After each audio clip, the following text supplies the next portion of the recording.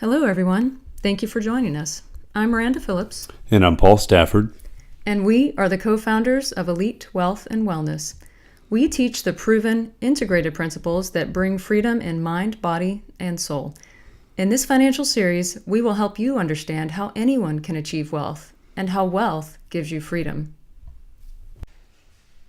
Our introductory series consists of 3 videos. In video 1, we talked about wealth and financial mindset. In this video, we will discuss the basics of investing. And in video 3, we will talk about where to invest your money. As always, we know your time is valuable and you should always ask yourself, what am I going to get out of this, and is it worth my time investment? Once again, we think you'll receive tremendous value from this content, as this second video is going to give you the essential first steps in your road to becoming an investor. We'll start by discussing the path to wealth and explain the difference between consumers and investors in regards to spending, budgeting, and investing. We'll also help you categorize your current habits and then show you how to behave more like an investor. Next, we'll show you the importance of and the basics of how to track your finances. This includes understanding income statements and balance sheets and how your money is flowing from income into expenses, assets, and/or liabilities. Finally, we'll go into detail on how to most effectively grow your wealth. In this section, we'll show you the power of leverage and velocity in multiplying your net worth. As you leave the herd and start down the path to wealth, it is important to understand the difference between saving, investing, and speculating, as they are commonly misunderstood and misused. Saving money means to retain it with an aim to protect or preserve it. It is any method by which you store your money. This holds true whether you bury the money in the backyard, place it under your mattress, or put it into a bank.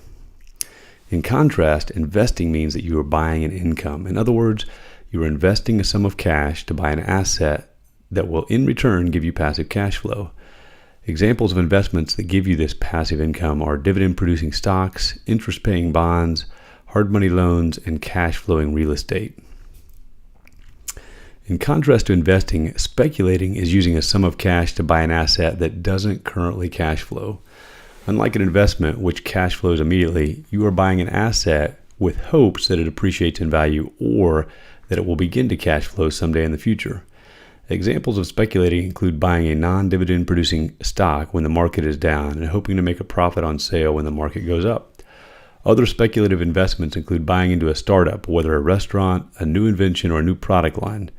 In any of these, you are not buying a cash flow as you are with an investment. Instead, you are hoping to get your return when and if the restaurant or product takes off or sells. As most of us were brought up in the conventional financial mindset of the herd, it is important to expose the realities of some of our beliefs. One of those beliefs is about saving our money to grow our wealth. Most of us were taught to save our money, and we therefore feel great about amassing large amounts of money into our savings or checking account. Somehow looking at that checking or savings account balance online makes us feel successful in our financial realm. The reality of savings, however, is stated harshly by Robert Kiyosaki when he says, "Savers are losers." When I first heard that statement, my reaction was not positive.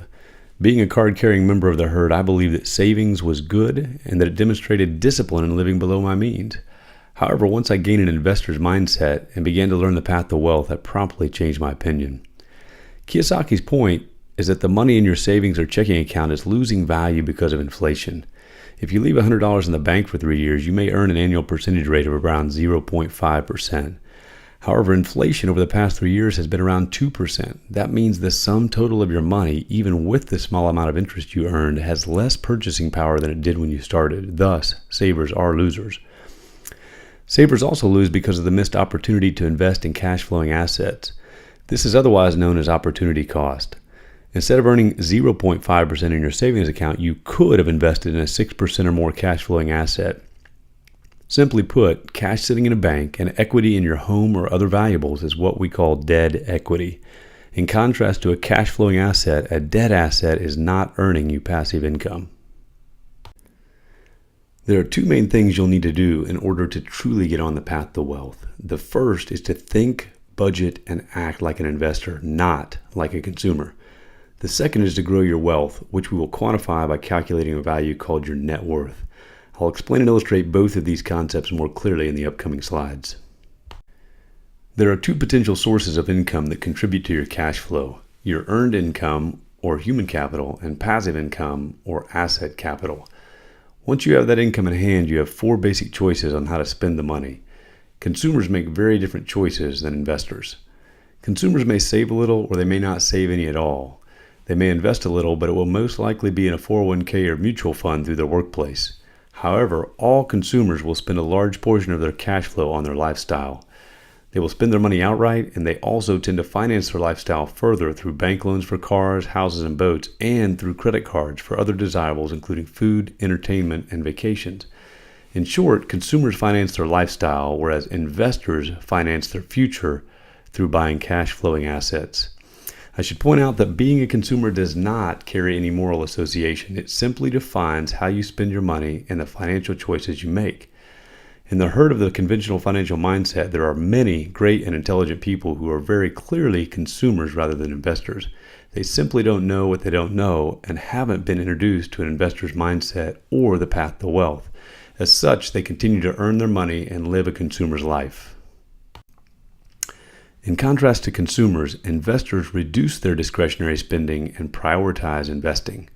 Investors will make sure they have money left over every month to purchase cash-flowing assets. Investors will minimize bank loans for their personal house and cars, but will maximize their loans for acquiring cash-flowing assets. Furthermore, investors will take the passive cash flow from their asset and will reinvest it into more assets. When discussing the budget of a consumer and investor, you must first understand the difference between required and discretionary spending. Required spending is money spent on things we must have to survive and live a reasonable life. This includes our homes, our vehicles, clothing, food, and other routine and customary expenses. Discretionary spending, on the other hand, is the extra money we spend on things to expand our lifestyle above and beyond what is really needed. This includes buying a much bigger house than you need, the extra money you may spend on that expensive car, expensive dinners, and extravagant vacations. It also includes that country club membership and the $300 a month cable subscription, and likely multiple other smaller expenses that could easily be removed without significantly affecting your lifestyle. Now that you understand the different money paths and the difference between required and discretionary spending, it's time to take a look in the mirror and consider your own spending habits. If you're a consumer, you may not clearly delineate between discretionary and required spending. You probably feel like you don't have any ability to invest, as your monthly income likely covers your expenses with little left over at the end of each month. You probably haven't critically looked at your spending to find ways to reduce your discretionary spending, and there are always ways to reduce it. Investors, on the other hand, know what part of their spending is required and what part is discretionary. They will purposely lower their discretionary spending to free up money and will prioritize investing. The investor makes investment spending a required part of their budget, and they place it before their discretionary spending occurs. Investors will also utilize tax laws that favor investment spending to reduce the amount of taxes they pay. It should be noted that some consumers do have a few investments, yet they are still on the consumer's path. This is why Robert Kiyosaki says that most people buy investments rather than learning to be an investor. Let me explain. As you'll recall, consumers have higher discretionary spending than investors, and they do not prioritize investment spending. The consumer has required spending just like the investor, but the consumer will spend much more on vacations, credit cards, mortgage payments, and other discretionary goods. This will leave consumers with much less net cash flow at the end of the month. Furthermore, when consumers do hold an investment asset, it is most often a 401k through the workplace. When a consumer does have investments in addition to the 401k, they are usually non-cash flowing assets and/or speculative investments. Again, they have bought an investment, but they don't hold an investor's financial mindset, and they don't follow an investor's budget and spending habits. As opposed to a consumer, an investor buys investments while also having an integrated and purposeful budget and personal economy. It is not owning the asset that makes you an investor. Instead, it is having the investor's mindset and financial lifestyle. This is a very common misconception, and you may not always be able to tell the consumer from an investor from an outside perspective. For instance, the neighbors on your left, the consumer family, may have a big house and expensive cars, but they may also have a 401k, mutual funds, and even be invested in a local restaurant. But this does not make them investors. In contrast, the neighbor on your right side, the investor family, may have similar size house and a car in their driveway, but they will have lowered their discretionary expenses on the mortgage, cars, vacations, and credit cards so that they can increase their net cash flow. With this extra cash flow, your investor neighbor will buy cash flowing assets, which will further increase their net monthly cash flow and allow them to purchase even more cash flowing assets. Gary Keller says it well when he says that an investor is someone who pursues financial wealth building every day. I'll add that an investor is also someone who modifies their personal economy and budget to align with that goal. Now that we've reviewed the differences between consumers and investors, I'll explain the details of how investors track their finances. An investor keeps close track of their income and expenses, and they prioritize spending on assets rather than liabilities. This diagram highlights how investors look at their cash flow. They see it very purposefully in terms of what's coming in and what's going out. I call this the investor's personal economy. It is the investor's money path, it is their budget, and it is the scorecard by which they track their efficiency and progress. Once you have a conceptual understanding of the investor's mindset and personal economy, you can then begin to purposefully quantify and track your finances. We do this by populating an income statement and a balance sheet. An income statement is commonly referred to as a profit and loss statement, or P&L for short. Although it will likely take you an hour or so to accurately collect all the details of your own spending, the income statement simply lists all of your income in one section and all of your expenses in another section. Once you have both numbers identified, you can subtract your net expenses from your net income to get your net monthly cash flow. This number is your investable cash flow. A balance sheet is the other part of your financial equation and is also referred to as a personal financial statement. This is a document that banks will often request from you when you apply for a loan. A balance sheet is simply what you own and what you owe. On the left side, you'll list the value of all your assets, and although the balance sheet does not track it, you may further want to divide your debt assets and your cash flowing assets. Remember, debt assets are those assets that have value but do not bring you any passive income. Once you list your assets, you'll then turn to itemizing your liabilities. A liability is anything that takes money out of your pocket, and specifically on the balance sheet, a liability is a recurring debt or expense such as mortgage payments, car loans, student loans, credit card debt, and alimony payments.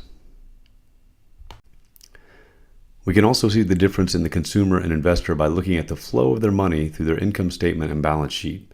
A consumer spends their income on liabilities such as mortgages, car loans, and credit card debt. At times, the consumer will finance their lifestyle and will grow their expenses to the level of their income. And once they've paid their recurring monthly liabilities, the remaining cash is spent on other discretionary items. Although they may hold assets, they are not cash flowing assets. These debt assets most often include their 401k, non-dividend paying stocks, and the equity in their personal home. The investor's income statement and balance sheet look different. The investor will minimize and/or eliminate personal liabilities from their balance sheet. The investor will also prioritize cash flowing assets over debt assets. These cash flowing assets will add further income to their income statement and thus will produce larger amounts of net investable income. With this additional income, they purchase additional cash flowing assets. Now that we've looked at the income statement and balance sheet from a qualitative perspective, let's take a look at them from a quantitative perspective. Here's what it might look like once you populate your numbers into the income statement and balance sheet. In this example, the family has a gross annual salary of $90,000, annual stock dividends of $300, and $4,800 of annual passive cash flow from real estate. This totals $95,100. Their total expenses add up to $87,178, leaving them with $7,922 of net annual cash flow. On their balance sheet, you'll see that they do have non-cash flowing assets, their 401k and mutual funds, but they also have $80,000 of equity in cash flowing real estate, and that real estate produces $4,800 of annual passive cash flow. The investor family will take their $7,922 of annual net cash flow and purchase additional cash flowing real estate, which in turn will add further passive cash flow to their income statement. As you can see from this diagram, the key to being an investor is first to increase your annual cash flow by maximizing income and minimizing your expenses. Second, to use that annual cash flow to purchase cash flowing assets. And third, to reinvest the passive cash flow into more cash flowing assets. Now that I've covered our first two objectives, I'll explain in more detail the mechanics of growing your wealth. As we discussed in our first video on wealth and financial mindset, the conventional mindset about wealth usually advises that we save our money, invest in our 401ks, and retire with a modest nest egg, which is to last us throughout our retirement years. Although we are commonly advised to save our way to wealth, you should now understand that wealth is neither a dollar value you save nor the dollar value of your paycheck. True wealth is the freedom afforded by having passive income, and true wealth cannot be acquired by saving in a bank account or in your 401k. To obtain true wealth, you must grow your assets to a point where the passive income exceeds your expenses. And the best way to grow your assets and your wealth is by using both velocity and leverage. These are mathematical concepts applied to finances and will be more clearly illustrated in the following slides. I will illustrate velocity both conceptually and quantitatively, but to put it simply, you obtain financial velocity by reinvesting your investment cash flow into additional cash flowing assets. And by reinvesting your investment cash flow, you capitalize on the power of compound interest. Albert Einstein himself was amazed at the power of financial velocity and compounding interest. He was quoted to say that the most powerful force in the world is compound interest. He further noted that compound interest is the eighth wonder of the world, and he who understands it earns it, yet he who doesn't pays it. He was of course referring to the difference between investors and consumers. Investors use compound interest to grow their net worth, whereas consumers pay banks a compounding interest rate to finance their lifestyles and liabilities. To demonstrate velocity visually, we can once again look at the money path of an investor's passive cash flow. An investor is not utilizing the power of velocity and compounding interest when they use their passive cash flow to spend and finance their lifestyle. In contrast, an investor who takes their passive cash flow and invests the money into further cash flowing assets is capitalizing on the power of velocity and compound interest. To look at velocity quantitatively, we must look at a detailed example. In this example, the investor buys a $50,000 asset that earns a 10% return on investment. This yields a passive annual income of $5,000. However, each year this investor spends or saves the $5,000 and does not purchase any further cash flowing assets. In 7 years, the investor will have $35,000 of total return. To see how this works, we simply track the year after year returns. Starting with year 1, the investor earns $5,000 in passive cash flow. But because the investor does not buy any further assets, the return each year never changes. It remains $5,000 per year and totals $35,000 in 7 years. This yields a total 70% return over 7 years, which you can calculate by dividing the return, $35,000, by the amount invested, $50,000. In contrast, wise investors use the power of velocity and compounding interest to amplify their returns. In this example, the investor buys the same $50,000 asset and still earns a 10% return on investment. Again, this yields a passive annual income of $5,000. However, in this example, the investor reinvests the $5,000 into the same or another cash flowing asset that yields a 10% annual return on investment. In 7 years, the investor will now have $50,000 instead of $35,000. Again, we can see how this works by tracking the yearly returns. Starting with year 1, the investor earns $5,000 in passive cash flow. But because the profits are reinvested, the investor earns 10% on both the initial equity and the $5,000 return in year 2. This yields a cash flow of $5,500 in year 2. This continues each year and the returns continue to grow. By year 7, the investor has earned a total of $50,000. Because of this velocity and compounding interest, the total return over 7 years is now 100%. The $50,000 initial investment earned $50,000 of passive income over 7 years. Comparing them side by side shows the significant difference. Without velocity, the investor earns a 70% total return on $50,000 over 7 years. With velocity, the investor increases the return to 100%. Now that you understand the power of velocity and compounding interest, let's turn to the other multiplier of wealth, leverage. Simply put, leverage is using borrowed funds to purchase an asset. When used towards cash flowing assets, the gains are multiplied. Coming from the conventional financial mindset of the herd, this initially seemed a contradiction to me. I had blindly accepted the party line that debt was bad and that it should be minimized and avoided when possible. But again, once I acquired an investor's mindset and knowledge and understood the power of leverage, I quickly discarded this belief and took yet another step away from the herd. Let me demonstrate the power of financial leverage with a simple example. The investor in the left column purchases $1 million of asset, but does so entirely with his or her own funds. The down payment, therefore, is the entire purchase price, and there will be zero to pay to the bank. The herd would certainly congratulate this investor for not taking on any debt, but the herd doesn't know what it doesn't know. Assuming the asset produces $100,000 annual cash flow, the return on investment is 10%, and that's certainly a respectable return. However, let's next look at the investor in the right column. This investor that left the herd and has instead decided to use financial leverage to purchase the $1 million asset. In this scenario, the investor puts $300,000 of his or her own money down as a down payment, and the bank will put up the additional $700,000. This $700,000 loan will require a $42,000 loan payment. The herd will certainly feel justified in their opinion at this point, as this investor has a loan payment that our first investor did not have. On first glance, it seems that this investor will make a lower rate of return because of the loan payment.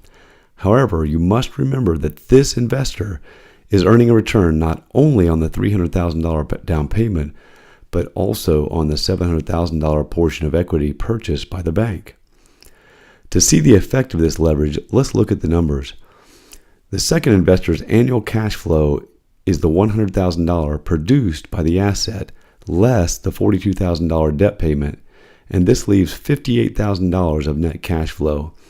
However, this is $58,000 of cash flow earned from a $300,000 investment. It is not from the $1 million investment which was made by the first investor. When you calculate the return, you'll see that it's 20%, which is double the return of the first investor who did not use leverage. If this seems counterintuitive, that you acquire debt, have to pay off a bank loan, but still make double the return on your investment, you can be sure that you've uncovered yet another part of your conventional financial mindset, and you can now begin to acquire an investor's mindset. Whereas the financial leverage used by an investor to purchase a cash flowing asset is good debt, one can also use financial leverage to purchase a liability, and you likely see this everywhere around you. When you use leverage to finance your lifestyle, you're not only paying the bank at a compounding interest rate, you are also missing the opportunity to invest that cash into a cash flowing asset because you've instead elected to buy a liability. This is what we call bad debt. Now that you understand the mechanics of leverage and velocity, and therefore how to most effectively grow your wealth, you might be asking yourself, how can I apply this knowledge and how can it help me reach my investment goals? And furthermore, what are my investing goals? Well, those are certainly excellent questions, and they are answered by a concept called your freedom number. As you'll recall from our first video, wealth is defined by time, not money. It is the number of months you can survive without working for your income. In that context, you have achieved wealth when your passive income equals or exceeds your expenses. Your freedom number helps define this quantitatively. Your freedom number is the amount of money that, when invested, will produce enough passive income to cover all of your expenses. Let's look at an example to see how you find that number. When determining your freedom number, it is best to assume a very conservative return on investment. We use 5%. If you invest your money in an asset that gives you a 5% return on investment, you can find your freedom number by dividing your total annual expenses by that 5%. If you assume that your total annual expenses are $60,000, your freedom number turns out to be $1,200,000. Again, this means that if you invest $1,200,000 into an asset that gives you a 5% return on investment, you will receive an annual passive cash flow of $60,000. Of course, we hope that your investments will yield much better than 5%, but using this rate of return gives you a very conservative freedom number to shoot for. And to further integrate these concepts, you should recognize that your freedom number is the total amount of your net worth that you need to have in cash flowing assets. Another quick way to calculate your freedom number when estimating a 5% return on investment is to simply multiply your annual expenses by 20. Mathematically, this is the same as dividing by 0.05, and it's much easier to do in your head. This is a snapshot of what we call our investor's calculator. It is a compounding interest calculator and helps project your net worth and wealth growth. It allows you to strategically invest your money and plan out your wealth growth. It also allows you to see the cumulative effect of financial velocity over time. Again, you gain this financial velocity by reinvesting your cash flow and profits each year. I'll review the details of how taking a loan against your 401k works in our third video, but for now, we'll assume that our investor takes out a $50,000 loan against their 401k and invests it into a cash flowing asset that earns a 10% rate of return. At the end of the first year, the asset has earned $5,000 of passive income. Furthermore, the investor refinances their house at the end of the first year, gets $50,000 of equity out of the house, and therefore has $105,000 invested starting in year 2. That's $50,000 from the 401k loan, $50,000 from the home refinance, and $5,000 from passive income. As we follow the money through the second, third, and fourth years, we have $139,755 of net worth, in other words, money invested, by the end of the fourth year in 2022. The investor has their 401k loan paid off at this point and then takes a second $40,000 loan against their 401k in 2023. Then the investor adds yet another $50,000 with a second home refinance in 2024. Again, the home refinance allows the investor to get the debt equity out of their home and put that money to work in an investment. By the end of the 10th year, the investor has $423,731 of net worth, and all of that money is earning the investor passive income. For this example, I'm assuming that the investor has $50,000 of annual expense. This would require a $500,000 net worth earning at 10% to cover this $50,000 expense. And again, this is our investor's freedom number. At a 10% return on investment, the investor is earning $42,373 of passive income each year. Although this investor is just short of their freedom number, their passive income is covering the majority of their expenses by year 10.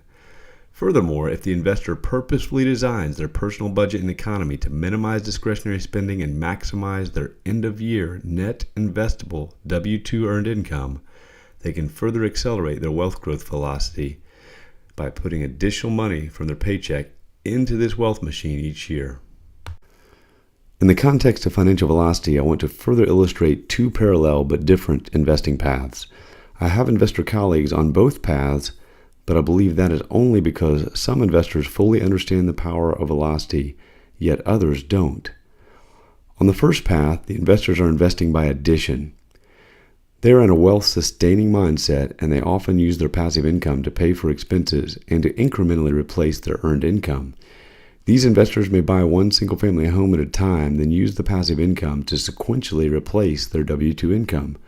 Make no mistake, they are way ahead of the herd, and they are on the right path. They are just not using velocity to exponentially grow their wealth and reduce the time it takes to get to their freedom number. On the second path, the investors are investing by multiplication. They are in a wealth building mindset, and they use their passive income to purchase more cash flowing assets. As we demonstrated in the previous slides, by way of this velocity and the compounding interest it affords, these investors will more quickly reach their freedom number. We can demonstrate the power of velocity and leverage by way of a simple formula.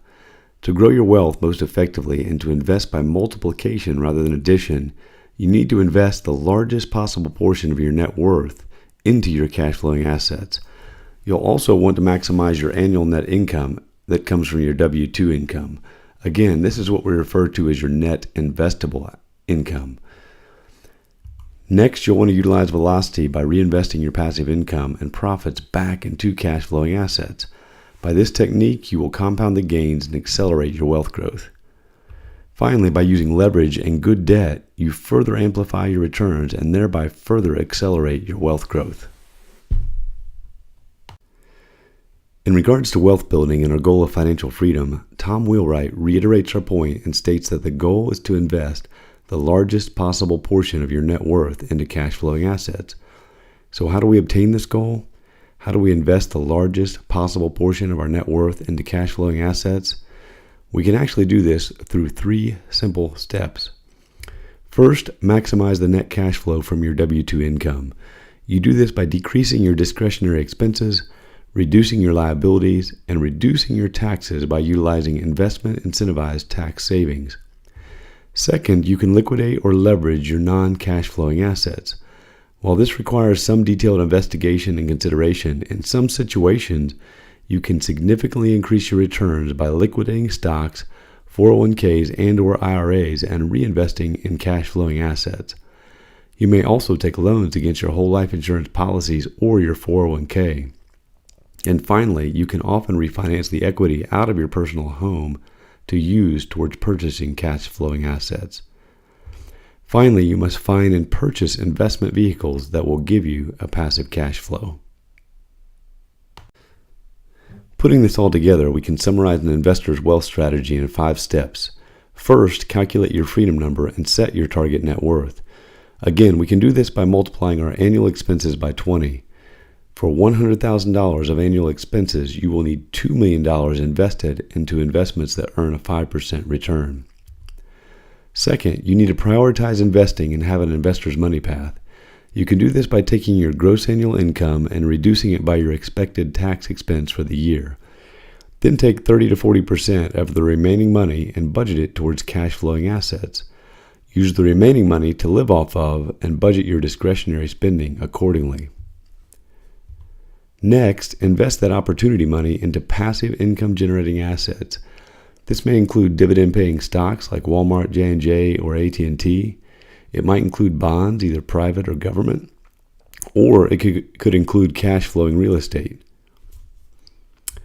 Once you've invested the largest possible portion of your net worth and W-2 income into cash-flowing assets, be sure to utilize financial velocity by reinvesting the cash flow into more cash-flowing assets.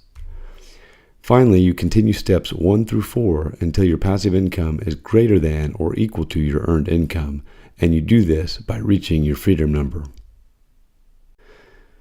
In summary, to grow your wealth, you must think, budget, and act like an investor, not a consumer. Second, you must understand, populate, and regularly track your own income statement and balance sheet. You must then plan to maximize your cash flowing assets and decrease your liabilities.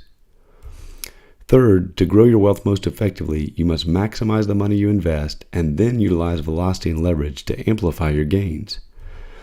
And finally, you need to calculate your freedom number, then stay on the investor's money path until your invested net worth equals that freedom number. This concludes video 2 on the basics of investing. Be sure to join us on video 3 where we will discuss the topic of where to invest your money. Please contact us at info@elitewealthwellness.com if you have any questions or would like more information about how to achieve your freedom number.